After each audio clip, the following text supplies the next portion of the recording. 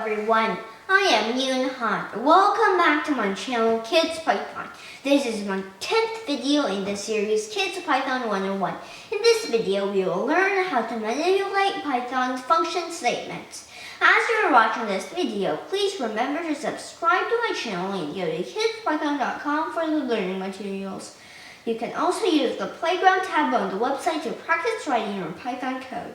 We have learned a few functions in the previous lessons. For example, print, len, and range are all Python built-in functions, and Python allows users to create custom functions. In Python, a function is generally a group of related statements to perform a specific task. It avoids writing the same code repeatedly and makes code reusable.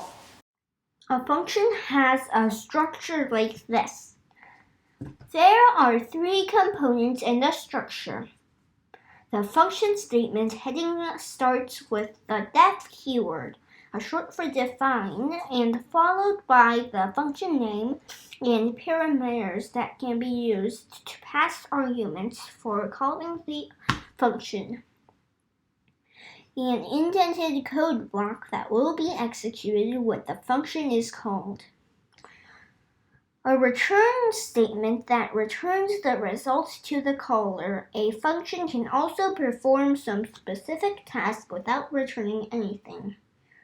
Same as variable names, function names have to start with an alphabetical character and not a number. A function name can contain multiple words separated by underscores as necessary to improve readability.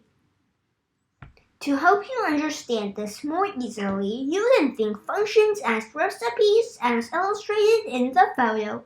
In order to make a lemonade, you need to take lemon, sugar, and water as your inputs. These are the arguments you need to pass in a function. The recipe defines the steps to make a lemonade. That are the statements your function needs to execute. Lastly, after the steps are completed, a lemonade is made and returned. That is the output of your function.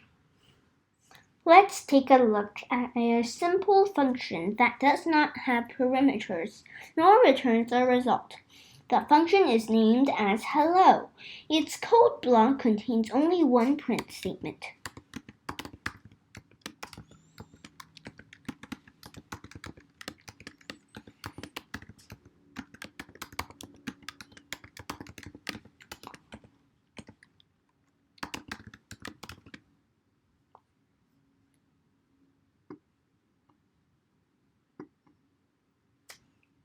To call the function, you write the name of the function followed by parentheses, and it will print out Hello Kids Python. You can call the function repeatedly to print out the string multiple times. Here is another example function that takes one parameter without returning a result. The EvenOdd function takes one parameter as input that is passed inside the parentheses. When the function is called as EvenOdd4, the num parameter is assigned a value of 4 before executing any statement in the code block. Since 4 modulo 2 equals 0, EvenOdd4 will print out 4 is an even number. Similarly, when EvenOdd3 is called, the num parameter is assigned a value of 3, and 3 is an odd number will be printed out. Further on, let's take a look at a function that returns a result. You can define as many parameters as needed to a function. In this example, add function takes two parameters, x and y. Its code block contains a very simple return statement that returns the sum of x and y. When add2 5 is called, the values of 2 and 5 are passed to the parameters x and y accordingly. After the function execution completes, the sum of x plus y, which is 7 in this case, is returned and assigned to the result variable. So the print function will print 7 in the end. The last thing I want to teach you is that a function may have multiple return statements that can be put at any places you want.